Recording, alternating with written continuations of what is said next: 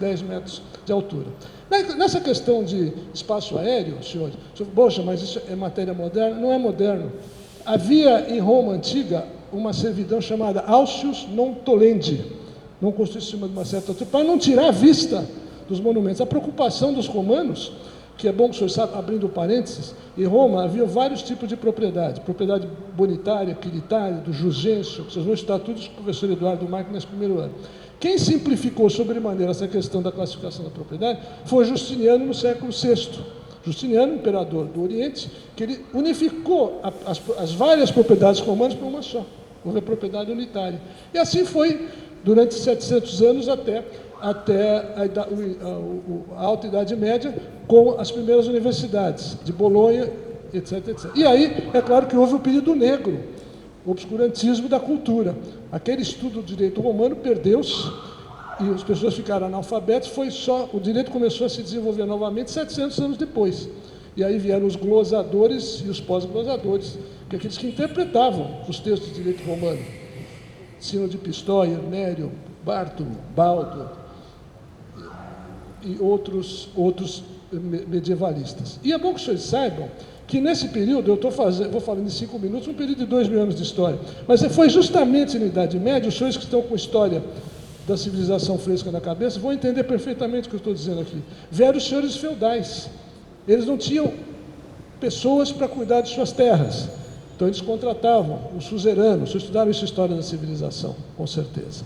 E o que aconteceu na Idade Média? Criou-se novamente, desenterrou-se um instituto antigo grego que se chamava enfiteuse, onde havia o domínio direto e o domínio útil. Quer dizer, um tinha o poder direto e transferiu o domínio útil para o outro explorar a terra, os famosos servos da gleba. Passado esse período todo, nós chegamos na Idade Moderna, e na Idade Moderna chegamos no século XIX, na França, com o Código Napoleão, que foi a origem de todo o sistema romano-germânico moderno. Nós tivemos o Código Francês, de 1804, tivemos depois o Código Civil Italiano, de 1865, e o Código Alemão, de 1896, que entrou em vigor em 1900, o BGB, por influência de um grande autor tedesco germânico chamado Bernardo Windschael. Por influência de Windschael que tivemos o Código Civil Alemão. Mas isso lá atrás, Napoleão participara pessoalmente da elaboração do Código Napoleão, e ele dizia no seu leito de morte: da coisa que eu mais me orgulho é o meu Código Civil, porque das batalhas todo mundo só se lembra da última, que eu perdi em Waterloo, mas o Código Civil vai ficar para sempre. E eu me orgulho do Código Civil, da qual ele, sem ser jurisconsulto, participou pessoalmente da elaboração, da discussão do seu código, por isso se chama Code Napoleão ou Code Civil de Français. Ora, estávamos, portanto, dessa influência toda, e o Código Civil de 2002, atualmente em vigor, falando das limitações do espaço aéreo, dos aeroportos e do subsolo. Quais seriam essas limitações do subsolo? Ora, na cidade de São Paulo, a questão do metrô. O metropolitano, ele precisa, às vezes, desapropriar para poder rasgar a sua linha. Hoje, com essas modernas máquinas Shields, eu consigo fazer o buraco sem haver interferência na propriedade, quer dizer, na desapropriação do imóvel. Mas é uma limitação de subsolo, sem dúvida alguma. Isso envolve diretamente o direito administrativo e também o próprio direito civil. E o Código de 2002 já prevê, lá no artigo 1229, essas limitações do subsolo e do espaço aéreo. E aí tem uma questão importante, os senhores que estão entrando na Faculdade de Direito, o problema ético. O professor Reale sempre falava, o artigo 422 do Código Civil falava da ética, da eticidade, da boa-fé e da probidade. Eu vou mais além. O artigo 1228, no inciso 2º, fala do abuso de direito. O que vem a ser o abuso de direito? É aquele que age por espírito de emulação. Desculpe a expressão chula, o jeito que age com espírito de porco. Por quê? Porque, na verdade, ele não vai se beneficiar daquele ato que ele vai fazer, mas ele vai prejudicar o seu vizinho. E o caso célebre que nós temos, citados por vários autores franceses, Demogh, Josserand, era o caso, na França, de um cidadão que não queria que o vizinho descesse com seus dirigíveis e colocava na sua propriedade pontas aceradas para estourar o dirigível do vizinho. Era o caso famoso chamado Clément Bayard. Foi julgado pela Corte de Cassação de Paris em 1913. E o proprietário foi a obrigação de não colocar as hastes sob pena de pagar uma indenização. É o caso típico daquilo que se chama abuso de direito. E o Código Civil tem um artigo 188 que diz com todas as letras: não constitui ato ilícito o exercício regular de um direito. A contrário do senso, constitui ato ilícito o exercício irregular de um direito. Isso é abuso de direito. Quer dizer, o sujeito não vai se beneficiar. Ou outro que constrói uma chaminé falsa para atrapalhar a vista do vizinho. Os senhores estão vendo? Eu estou dando um exemplo nós estamos em 2010, e os romanos já se preocupavam com isso, na questão da vista dos palácios. Os franceses se preocupavam com isso, sim. Só para vocês terem uma ideia, em 1624 já havia um cardeal italiano em Roma preocupado com a queima dos mármores dos nobres italianos do século XVII para fazer seus palácios. E o caso típico que nós tivemos da família Barberini, que vários papas da família Barberini, eles arrancaram, é bom que vocês saibam, é só estudar a história, arrancaram os mármores do Coliseu para fazer o Palácio Barberini na Via Barberini. E aí diziam os italianos, que eram irreverentes, sempre foram, no século XVII, o que não fizeram os bárbaros no século VII ou VI, fizeram os Barberini no século XVII. E isso, os romanos, preocupados, os italianos, com essa questão do tombamento, que proibiam com penas gravíssimas aqueles que queimassem as estátuas para fazerem cal, porque é o que eles faziam. Tinha tanta estátua de mármore em Roma que eles queimavam para fazer cal. É um verdadeiro absurdo. E essa lei de 1624 veio tolher isso. Na França, tivemos algumas leis de tombamento, e uma das mais importantes foi de 1913, onde ficava proibido a construção acima de uma determinada altura para não atrapalhar a vista do Museu do Louvre, da Notre-Dame, etc, etc. É claro que isso foi em 1913, mas na verdade o grande precursor dessa questão de altura de prédios foi Haussmann, que foi prefeito de Paris entre 1853 e 1870, na época da Restauração. Haussmann dizia o seguinte: nós vamos derrubar Paris antiga, medieval, e fazer uma Paris nova. Desapropriou 24 mil propriedades, inclusive algumas igrejas centenárias do centro de Paris. Então, Paris medieval ficou no Quartier Latin, lá no Rive Gauche, lá na parte esquerda. A Paris moderna, do Arco, do L'Étoile e as avenidas, é tudo projeto do Haussmann, da segunda metade do século XIX. O que ele fez? O plano diretor da cidade de Paris, cinco andares, que é uma cidade simétrica, contrário de São Paulo, que é totalmente assimétrica. Então, Haussmann teve essa visão em 1853 até 70, teve o apoio de muita gente, foi criticado, mas na realidade deu certo, porque Paris ficou uma cidade maravilhosa, coisa que planejamento do século XIX que deu certo, e é adaptado até hoje e serve como exemplo. Le Corbusier criticava a cidade de Nova York, dizendo: não, Nova York não dá certo, não, é magnífica, mas tem sombra? Tem, porque os prédios têm 70 andares e são ruas estreitas, então não dá para comparar Paris com Nova York, são coisas diferentes.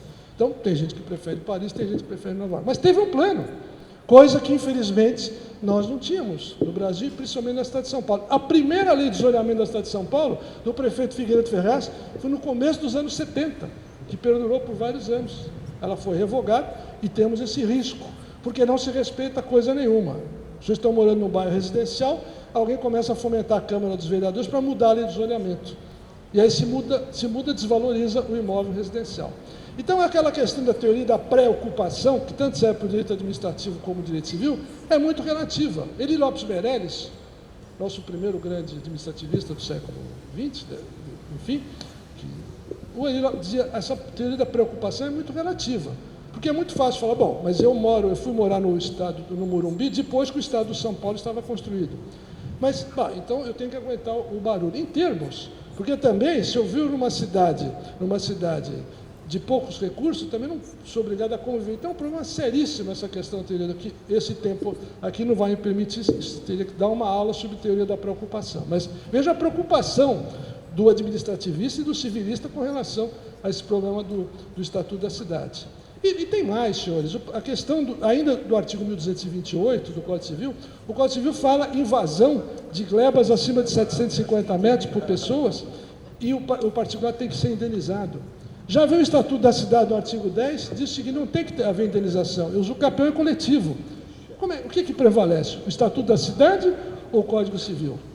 Evidentemente que a tendência da doutrina é considerar que os dois estão em vigor, porque eles entendem que o Código Civil não teria revogado o Estatuto da Cidade. Por quê? Porque o Estatuto da Cidade é uma lei específica e o Código Civil é uma lei genérica. Vocês vão ter que estudar isso no segundo, no terceiro, no quarto ano. Então, vocês estão vendo, em apertada síntese, a gama de assuntos que nós temos nessa questão das limitações de direito de propriedade. Quer dizer, falei do tombamento, da questão da função social, do patrimônio histórico e arqueológico, da questão do abuso de direito.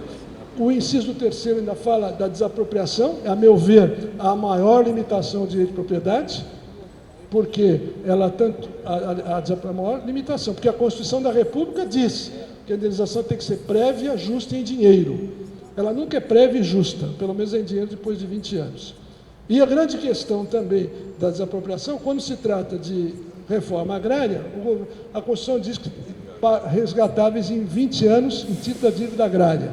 E agora, a Prefeitura de São Paulo, abrindo a sua caixa de maldades, porque não dá solução ao problema da Rua Santa Efigênia e adjacências, quer impor aquilo que se chama desapropriação-sanção das pessoas que tiverem imóveis desocupados por mais de 5 anos. Não é culpa do proprietário, senhores. Se eu tenho um imóvel na Rua General Osório, na Rua Aurora, na Rua Vitória, um bairro deteriorado, tomado pela crack, pelos menores abandonados, eu não consigo alugar o meu imóvel. Se vai ficar 5 anos, não, o seu IPTU vai subir, em 5 anos, se o senhor não der o destino, nós vamos desapropriar e pagar com o título da dívida pública. Que culpa tem o particular? O particular não pode dar segurança, não pode dar saúde pública. Nós já pagamos impostos elevadíssimos. E como é que ainda vamos nos preocupar com isso? Quer dizer, o governo, a prefeitura, está há anos ensaiando a nova luz, só que tem que desapropriar 300 mil metros quadrados e não há dinheiro para desapropriar 300 mil metros quadrados. Então fica essa roda viva, um jogando em cima do outro esse jogo de empurra. Problema seríssimo.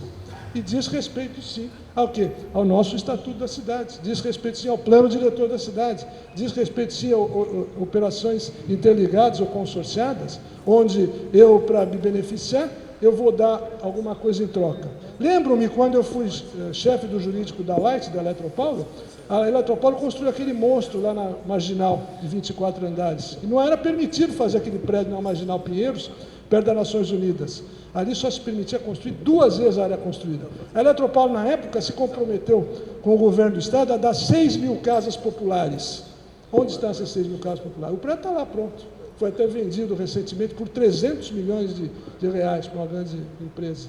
O prédio está lá. E onde estão as 6 mil casas populares? Onde estão os viadutos? Não houve nada disso. Bem, prosseguindo, então, ainda do Código Civil, do artigo 1228, falávamos da função social, do artístico, depois do abuso, da desapropriação, os incisos 4º e 5º do artigo 1228. Questão bastante polêmica, senhores. Quando eu era membro da comissão do novo Código Civil, eu conversei pessoalmente com o deputado Ricardo Fiuza, já falecido, dizendo: deputado, esse inciso 5º do Código Civil vai ser letra morta. Por que vai ser letra morta? Porque diz o seguinte, que na hipótese de ocupação por área maior de 750 metros, o juiz fixará uma indenização. E eu dizia: mas quem é que vai pagar essa indenização? Ele falou: não, o Estado vai pagar. Mas, deputado, o Estado não paga nem desapropriação, que ele desapropria, publica o decreto expropriatório. O senhor acha que ele vai indenizar invasão de terreno? E eu dei o exemplo: Paraisópolis. O governo municipal vai indenizar os proprietários de Paraisópolis? É claro que não, eles continuam emitindo IPTU, ninguém tira Paraisópolis, está lá há 60, 70 anos. É uma realidade. E essa realidade foi sentida por um desembargador aposentado do Tribunal de Justiça de São Paulo, hoje aposentado, José Osório, que tem um livro primoroso sobre compromisso de compra e venda, onde houve uma invasão, os proprietários reivindicaram de voto, ele julgou improcedente a ação, dizendo: não pode mais tirar essas pessoas, porque eles têm que morar em algum lugar, e mandou que houvesse indenização. Só que ninguém sabe quem vai pagar a indenização. E como não existem letras mortas na lei, não existe. Eu sugeri que fosse revogado simplesmente o inciso 5º do artigo 1228. A meu ver, inexequível, porque ninguém sabe quem vai pagar essa indenização. Bem, então, falamos do tombamento, falamos do Código Civil, e aqui o artigo 10 do Estatuto da Cidade, que cuida do problema da usucapião coletiva. As pessoas que invadirem, estiverem ocupando um imóvel com mais de 750 metros. Vão fazer o quê? Segundo alguns, poderão requerer aquele usucapião. Mas o que vai acontecer? Vai haver um condomínio dentro do usucapião, quer dizer, eu invadi 30% da área, o outro invade 40%, o outro invade 70%, como é que eu vou dividir isso? Quer dizer, o juiz vai ter que trabalhar naquele caso como se fosse uma herança, nada mais absurdo.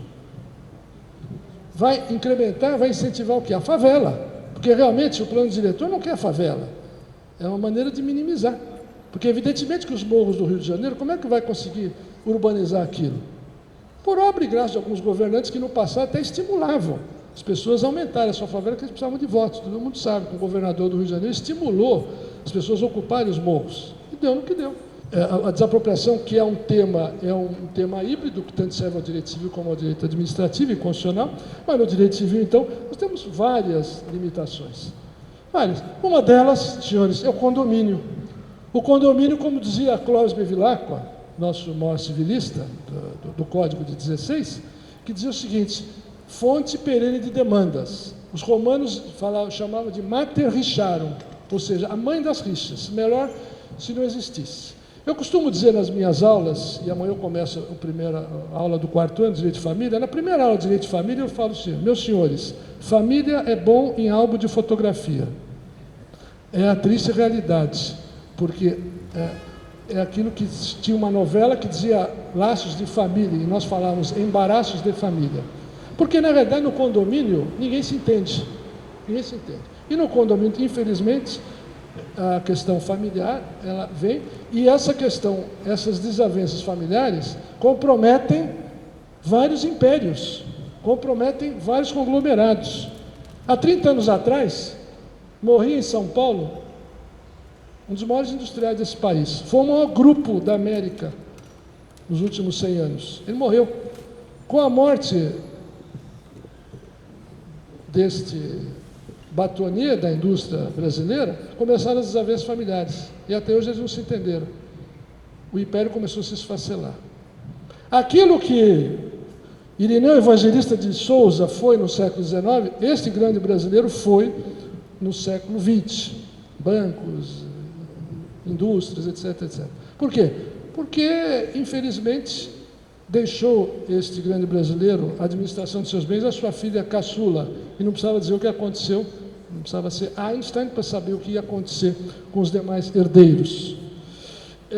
Isso é público, foi publicado várias vezes em jornais, portanto posso comentar, estou bastante à vontade, mas infelizmente, aquilo que eu sempre digo no planejamento familiar: se quiser que o seu patrimônio chegue na 4ª geração, faça uma fundação.